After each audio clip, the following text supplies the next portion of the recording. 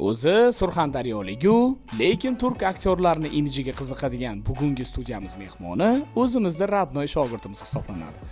Bu shogirdimiz 1 yildan buyon barbershopimizda shogird bo'lib, hozirgi kunda uje ancha-muncha ustalar qatori kirib qoldi desak ham adashmaymiz. Sababi duovini olib, chaponni kiydirib, o'ziga bitta kreslani berib, har kun bitta klientlar jo'natib, ancha-muncha o'ziga mijozlarni yig'ib oldi.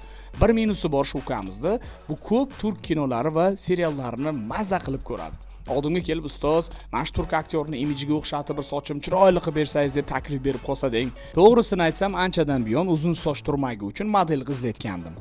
Ras bu modelimiz shu soch turmagiga tushdi desak ham adashmaymiz. Yonbosh qismlari ozgina kalta bo'lib, orqa va tepa qismlarida ob'yom saqlanib qolishga harakat qilindi. To'g'ri, bu soch turmagida siz ko'chada muntazam har kunlik yura olmaysiz, lekin bu soch turmagi Instagram va undan tashqari to'y marosimlar, tug'ilgan kunlar, xullas kalom shu imijimni o'zgartiraman degan insonlar uchun ajoyib soch turmagi hisoblanadi. Endi ukamiz mijozlari uchun bemalol taklifni zo'rini bera oladi. Qanaqadir bir kreativ uslubda soch ober deydigan bo'lsa, bemalol ustozi qilgan ishni mana shunaqa qilib ko'rsatib, sochlarimizni ajoyib tarzda olib qo'ysak bo'ladi degan taklifi bo'ladi. Xullas kalom, barbershopimiz Denov shahrida joylashgan do'stlar.